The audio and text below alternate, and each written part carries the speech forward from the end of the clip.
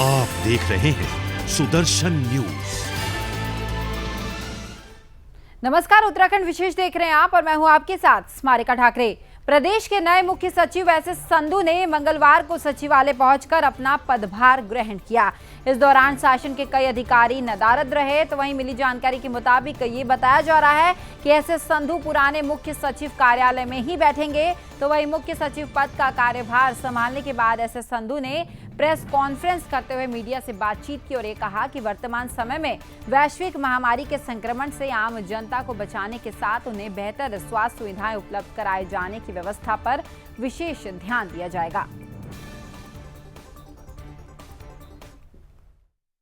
का कार्यभार ग्रहण किया है और जो प्रदेश के सामने चुनौतियां हैं उससे आप भली भांति अवगत हैं। और अभी मैंने सभी सचिवों की और अपर सचिवों की बैठक ली है और क्या क्या ज्वलंत मुद्दे हैं उनके ऊपर भी चर्चा। तो वहीं पिछली तीरथ सिंह की सरकार ने कोरोना की तीसरी लहर को देखते हुए कांवड़ यात्रा पर रोक लगाई थी, पर अब सूबे को नया मुख्यमंत्री मिल गया है जो शपथ ग्रहण के बाद ही लगातार एक्शन मोड में नजर आ रहा है। कांवड़ यात्रा को लेकर नए मुख्यमंत्री पुष्कर सिंह धामी ने यूपी के मुख्यमंत्री से बातचीत की और जल्द हरियाणा के मुख्यमंत्री से भी बात करने के बाद कांवड़ यात्रा शुरू करने पर विचार का फैसला लिया है।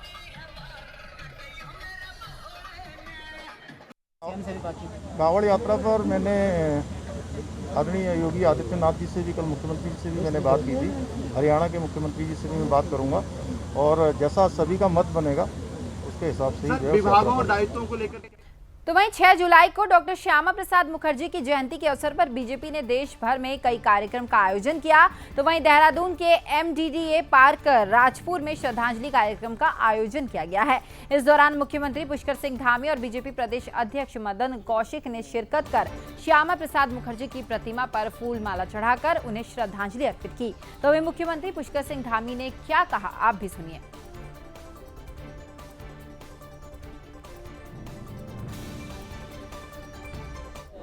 जो सपना था, जो एक संकल्प था, देश के अंदर एक विधान और एक निशान होना चाहिए, 2 विधान 2 प्रधान और 2 निशान नहीं होना चाहिए। उसको चरितार्थ करने का काम, उसको धरातल पर लाने का काम और वर्षों से जो इस देश के हजारों लोग कश्मीर के अंदर जाकर शहीद हुए और वहाँ पर जो है बहुत प्रकार की जो एक तरह से मैं कहूँ कि अलग प्रकार की जो व्यवस्था थी, देश की व्यवस्था थी। तो वहीं रुद्रप्रयाग में हुए सड़क हादसे में एक बच्चा गंभीर रूप से घायल हो गया है, जिसे इलाज के लिए बेस अस्पताल श्रीकोट में भर्ती कराया गया। तो वहां उसकी हालत नाजुक होने के कारण डॉक्टर्स ने उसे एम्स ऋषिकेश रेफर कर दिया है। लेकिन समस्या यहां ये खड़ी हुई कि आखिर बच्चे को एम्स कैसे भेजा जाए, जिसकी सूचना मिलते ही सीएम पुष्कर सिंह धामी ने अपना हेलीकॉप्टर भेजकर घायल बच्चों को एयरलिफ्ट करवाकर एम्स ऋषिकेश में भर्ती करवाया।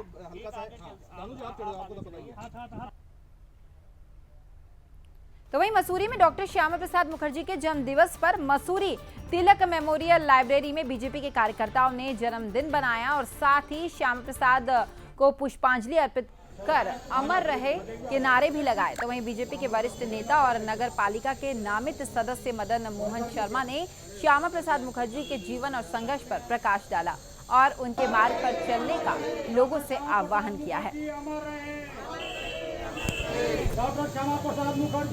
21वां जन्म दिवस है। आज के दिन 120 वर्ष पूर्व कलकत्ता में उनका जन्म हुआ था और एक संभ्रांत बंगाली ब्राह्मण परिवार में वो जन्मे थे। प्रारंभ में राजनीति में उन्होंने लोकसभा का चुनाव लड़ा और प्रथम लोकसभा के सदस्य चुने गए और उसके बाद नेहरू मंत्रिमंडल में सदस्य बने। लेकिन नेहरू लियाकत समझौते के विरोध में उन्होंने। तो वहीं मसूरी उप जिला चिकित्सालय में कोरोना काल में रखे गए 12 कर्मचारियों को 1 महीने बाद निकाले जाने पर प्रदर्शन किया गया। इस दौरान 12 कर्मचारियों के साथ सामाजिक कार्यकर्ता पंडित मनीष गोनियाल भी मौजूद रहे। तो वहीं प्रदर्शनकारियों ने अस्पताल के मुख्य गेट पर स्वास्थ्य विभाग और अस्पताल प्रबंधन के खिलाफ जमकर नारेबाजी की और निकाले गए कर्मचारियों को तत्काल नौकरी पर रखने की मांग की। तो वहीं मांग पूरी न होने पर उग्र आंदोलन समेत भूख हड़ताल करने की चेतावनी भी दी गई है। इस कोरोना काल में जब लोग एक दूसरे को हाथ लगाने में मजबूर थे, उस टाइम ये हमारे बच्चे जो हमारे देश का भविष्य है, उन्होंने यहाँ पर कोरोना काल में पूरी अपनी ईमानदारी से काम किया। उन्हें तत्काल नौकरी से निकाल दिया गया है, जो उनकी तनख्वाह भी पूरी नहीं दी गई। इनके भविष्य खिलवाड़ किया गया है, जो इसमें हम आंदोलन की चेतावनी देते हैं इन्हें कि अगर इनके भविष्य से खिलवाड़ किया जाएगा तो हम खुद आंदोलन की चेतावनी देते हैं। तो वहीं टनकपुर के चंपावत जनपद में ग्राम प्रधान संगठन ने पूर्णागिरी तहसील में सांकेतिक धरना प्रदर्शन किया और साथ ही अपनी 12 सूत्रीय मांगों को लेकर जमकर नारेबाजी की। इसी कड़ी में जिलाधिकारी विनीत तोमर को उप जिलाधिकारी हिमांशु कफटलिया के माध्यम से ज्ञापन सौंपा गया है। तो वहीं प्रदर्शनकारियों ने चेतावनी देते हुए कहा कि अगर हमारी मांगे को पूरा नहीं किया गया तो मजबूरन हमें बड़े आंदोलन के लिए बाध्य होना होगा। पूर्णागिरी प्रधान संगठन द्वारा जिलाधिकारी महोदय को एक ज्ञापन जो है वो हमारे माध्यम से सौंपा गया है। इसमें उन्होंने अपनी 12 सूत्री मांगों को लेकर कुछ ज्ञापन दिया है। मेरे द्वारा ये जो ज्ञापन है वो तो वहीं नरेंद्र नगर के प्रधान संगठन ने 12 सूत्रीय मांगों को लेकर फकोट स्थित ब्लॉक मुख्यालय में 1 जुलाई से तालाबंदी कर दी है। कार्यालय भवन के मुख्य गेट पर प्रधान संगठन की ओर से ताला जड़ने की जहां ब्लॉक के कर्मचारी बाहर बैठने को मजबूर है, तो वहीं मुख्यालय में काम रुकने की वजह से आम जनता को भी भारी परेशानियों का सामना करना पड़ रहा है। तो वहीं प्रधान संगठन ने चेतावनी देते हुए कहा है कि अगर प्रदेश सरकार ने ढिलाई बरती तो आंदोलन को उग्र करते हुए सड़कों पर उतरेंगे और जेल भरो आंदोलन शुरू करेंगे। प्रदेश प्रधान संगठन के आह्वान पर नरेंद्र नगर विकास खंड प्रधान संगठन ने ब्लॉक मुख्यालय फकोट में धरना प्रदर्शन 12 सूत्री मांगों को लेकर के प्रारंभ किया हुआ है। और इनका कहना है कि आज ही नहीं, हमने तो पिछले कोरोना काल से पहले भी देहरादून में सरकार को जगाने का काम किया था कि हमारी ये 12 सूत्री मांगे मान ली जाए, लेकिन सरकार ने इनकी मांगों को अभी तक, इनका कहना है कि नहीं माना है। और इनका कहना है कि अगर सरकार हमारी मांगों को रद्दी की टोकरी में जिस तरह डालती रही है, इस तरह डालती रहेगी तो हम 2022 में आने वाला जो चुनाव है उसमें इस वर्तमान सरकार को सबक सिखाएंगे और जेल जाएंगे, सड़कों पर उतरेंगे, आंदोलन करेंगे। देखना है सरकार इनकी बात कितना मानती है, क्या मानती है, तो देखने की बात होगी। नरेंद्र नगर से ग्राउंड जीरो फकोट से मैं वर्षपति रयाल। तो वहीं आम आदमी पार्टी ने 2022 विधानसभा चुनाव की तैयारियां तेज कर दी है। पार्टी को मजबूत करने के लिए उत्तराखंड की सभी 70 विधानसभाओं में मिशन विजय शंखानद शुरू हो गया है। पार्टी के प्रदेश प्रभारी दिनेश मोहनिया ने हरिद्वार पहुंचकर इसका शुभारंभ किया और साथ ही उन्होंने बताया कि मिशन विजय शंखनाद 2022 विधानसभा चुनाव की तैयारी में महत्वपूर्ण साबित होगा। इस कार्यक्रम में पार्टी कार्यकर्ताओं को विशेष ट्रेनिंग भी दी जाएगी। तो वहीं सोशल मीडिया और बूथ स्तर को मजबूत करने पर जोर दिया जाएगा।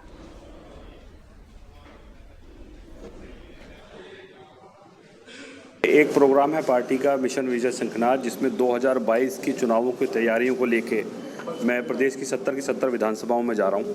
और आज हरिद्वार जिले का पहला प्रोग्राम है जो हरिद्वार सीट पे ही है, तो उसी विषय में आज आए हैं। सब कार्यकर्ताओं की ट्रेनिंग भी हो रही है इसमें, और साथ ही साथ 2022 में सोशल मीडिया और बूथ प्रबंधन, ये 2 विषय हैं जिनके ऊपर की हम ट्रेनिंग कर रहे हैं।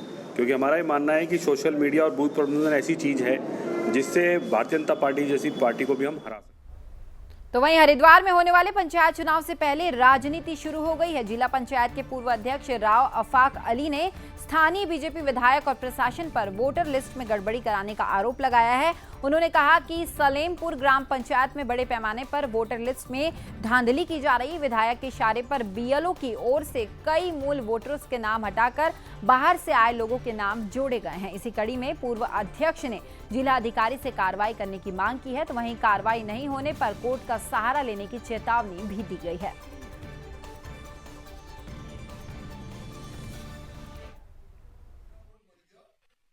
भारतीय जनता पार्टी का जो सपना है वो प्रधान से प्रधानमंत्री तक का, उस मिशन पे ये लोग काम कर रखे, शाम दाम दंड भेद। अब मेरी जिला पंचायत सलेमपुर का नाम खत्म करके उसके 2 टुकड़े करके, एक का नाम बहादराबाद कर दिया, एक का बोंगला। चलो कोई बात नहीं। क्षेत्र पंचायत हमारे जो बीडीसी हैं उनको घटा के एक को रोशनाबाद से जोड़ दिया, एक को दादूपुर से जोड़ दिया। चलो जी कोई बात नहीं, जबकि वो सलेमपुर के अपना में ही 2 बीडीसी हैं। तो वहीं बाहर से आने वाले यात्री पौराणिक हर की पौड़ी की मर्यादाओं का ख्याल नहीं रख रहे हैं। आपको बता दें कि यात्रियों के लिए हर की पौड़ी पिकनिक स्पॉट बनता दिखाई दे रहा है। दरअसल दिल्ली से आए कुछ युवकों को हर की पौड़ी पर बर्थडे पार्टी बनाना भारी पड़ गया, जिसका वीडियो काफी वायरल हो रहा है। फिलहाल पुलिस ने 2 लोगों को गिरफ्तार कर मुकदमा दर्ज कर लिया है।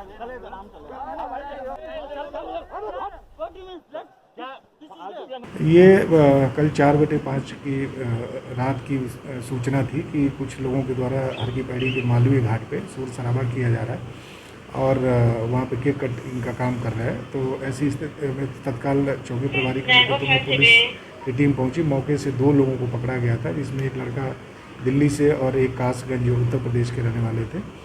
दोनों व्यक्तियों को ले आकर के संबंधित धाराओं में मुकदमा पंजीकृत किया गया।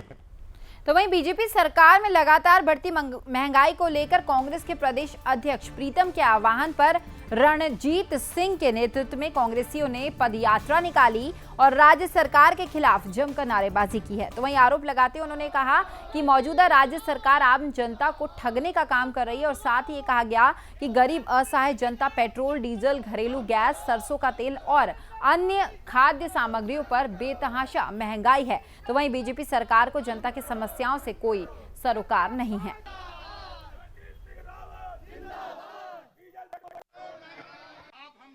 कांग्रेस अध्यक्ष प्रीतम सिंह जी के आह्वान पर आज पूरे प्रदेश में कांग्रेस जन महंगाई के खिलाफ विरोध प्रदर्शन कर रहे हैं। जिस तरह से डीजल पेट्रोल के दाम बढ़े हैं, रसोई गैस के दाम बढ़े हैं और खाने के तेल के दाम बढ़े हैं और अन्य जिनिसों के दाम बढ़े हैं और बढ़ते ही जा रहे हैं, अभी भी रुक नहीं रहे हैं कहीं। इसलिए उसके विरोध में हमने प्रदेश और केंद्र की सरकार को चेताया है कि वो जनता को राहत दे। तो वहीं रामनगर के ब्लॉक परिसर में प्रधान संगठन के अध्यक्ष मिथिलेश डंगवाल के नेतृत्व में दर्जनों ग्राम प्रधानों ने तालाबंदी की और साथ ही अपनी 12 सूत्री मांगों को लेकर प्रधानों में रोष भी दिखाया। ग्राम प्रधान संगठन के अध्यक्ष मिथिलेश डंगवाल ने ये बताया कि कॉमन सर्विस सेंटर को 2500 रुपए प्रति महीना हर ग्राम पंचायत से दिए जाने के आदेश को वापस लिया जाए, क्योंकि ग्राम पंचायत स्वयं अपने काम को करने में सक्षम है और वहीं 15वें वित्त में हो रही भारी कटौती पर शीघ्र रोक लगाई जाए और ग्राम प्रधानों को मानदेय 1500 से बढ़ाकर 10,000 किया जाए। प्रदेश प्रधान संगठन लगातार पहले भी 12 सूत्रीय मांगों के लिए देहरादून में धरना प्रदर्शन कर चुका है, लेकिन अभी तक हमारी राज्य सरकार द्वारा कोई भी मांग को पूरा नहीं किया गया है, जिससे विवश होकर हम प्रदेश प्रधान संगठन जो है। तो वहीं आम जनता बिजली के बिलों में हो रही गलतियों को लेकर आए दिन बिजली के दफ्तर के चक्कर काटती रहती है, जिसको लेकर आम आदमी पार्टी के प्रदेश उपाध्यक्ष शिशुपाल रावत के नेतृत्व में दर्जनों कार्यकर्ताओं ने क्षेत्रीय बिजली विभाग के विवेक कांडपाल अधिशासी अभियंता से मुलाकात करनी चाहिए, लेकिन दफ्तर में मौजूद नहीं होने से वो नहीं कर पाए। तो वहीं उपभोक्ताओं का यह आरोप है कि यदि हम बिल जमा भी कर रहे हैं तो वहीं बिल अगले बिल में जुड़कर क्यों नहीं आ रहा है। इसके अलावा देखा गया कि अनपढ़ लोग अपने एक बिल को 2-2 बार जमा कर रहे हैं, जिसको लेकर प्रदेश उपाध्यक्ष शिशुपाल रावत ने क्षेत्रीय बिजली विभाग दफ्तर में ऑनलाइन ज्ञापन सौंपा है। देखिए, काफ़ी दिनों से जनता की शिकायत आ रही थी कि बिजली के बिल ज़्यादा आ रहे हैं, मीटर रीडर टाइम से नहीं आते हैं और कई बिल 3-3, 4-4, 5-5 महीने में आते हैं। और उसके बाद जो मीटर रीडर इन्होंने पब्लिक की तरफ से रखे हैं, उनकी भी मनमानी क्षेत्र में चल रही है। हम मांग करते हैं। तो वहीं उत्तरकाशी में एक बैठक आयोजित की गई, जिसमें जिलाधिकारी मयूर दीक्षित समेत बैंकर्स भी मौजूद रहे।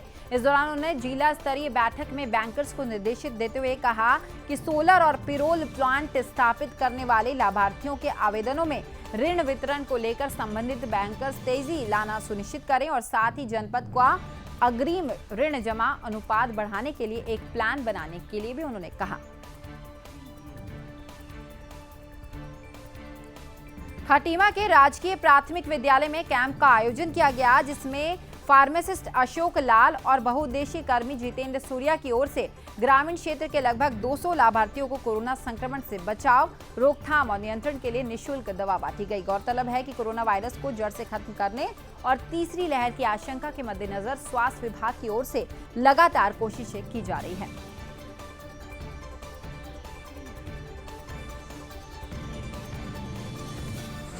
कोविड-19 के अगेंस्ट में इम्यूनिटी बूस्टर आर्सेनिक कार्बन 30 का निःशुल्क वितरण कर रहे हैं। इसमें हमारे मंत्रालय की तरफ से जारी जो तो वहीं बाजपुर के गांव चकरपुर में ग्रामीणों की ओर से की गई लंबे समय से रेलवे अंडरपास के निर्माण की मांग अब पूरी होने जा रही है। तो वहीं मौके पर पहुंचे कैबिनेट मंत्री अरविंद पांडे के बेटे अतुल पांडे ने अधिकारियों से बातचीत कर निर्माण कार्य में उच्च गुणवत्ता की सामग्री लगाने की बात कही। आपको बता दें कि गांव में बीते कई सालों से रेलवे अंडरपास का निर्माण कार्य पैसा स्वीकृत होने के बाद भी शुरू नहीं हो सका था, जिसकी शिकायत ग्रामीणों ने कैबिनेट मंत्री अरविंद पांडे से की, लेकिन अब इस काम को शुरू कर दिया गया है। इसके अलावा कैबिनेट मंत्री के बेटे ने बताया कि इसका शिलान्यास 8 जुलाई को कैबिनेट मंत्री अरविंद पांडे करेंगे।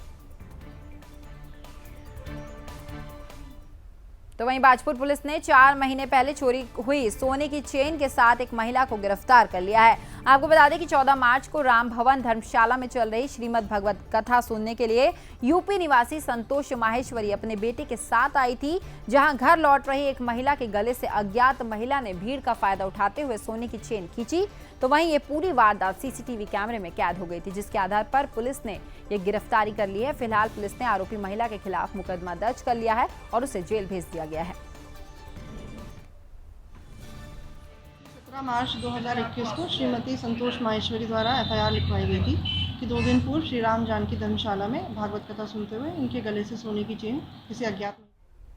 राज्य को बने 21 साल पूरे होने वाले हैं, लेकिन बहुत सारे गांव आज भी ऐसे हैं जो विकास की रेखा से कोसों दूर है। सड़क, स्वास्थ्य, शिक्षा के लिए लगातार संघर्ष यहां चल रहा है, लेकिन आश्वासन के बावजूद ग्रामीणों को आज तक कुछ नहीं मिला है। खबर चमोली जिले के तुनेड़ा गांव की है, जहां फारफोट के जंगल में घास लेने गई एक महिला चट्टान से गिरकर गंभीर रूप से घायल हो गई। तो वहीं ग्रामीणों ने 15 किलोमीटर पैदल चलकर घायल महिला को पहले नलगांव मार्ग तक पहुंचाया और फिर वाहन की मदद से रुद्रप्रयाग के अस्पताल में भर्ती कराया। फिलहाल महिला का इलाज जारी है। तो वहीं पौड़ी गढ़वाल के यमकेश्वर विधानसभा क्षेत्र के काड़ी गांव में एक व्यक्ति पर गुलदार ने हमला कर दिया, जिससे वह गंभीर रूप से घायल हो गया। आपको बता दें कि कांडी गांव के नजदीक लगे नेपाली श्रमिकों के टेंट में गुलदार घुस गया और वहां सो रहे वीर बहादुर नाम के व्यक्ति पर हमला कर दिया, जिसके बाद व्यक्ति को अस्पताल में भर्ती कराया गया है।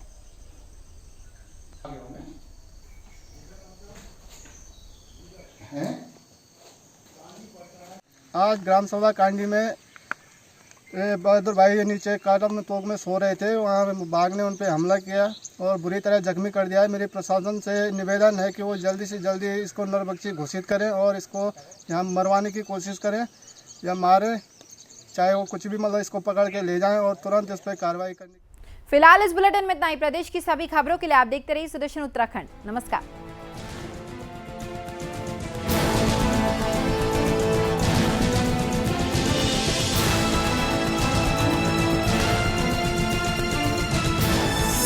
आप देख रहे हैं सुदर्शन न्यूज।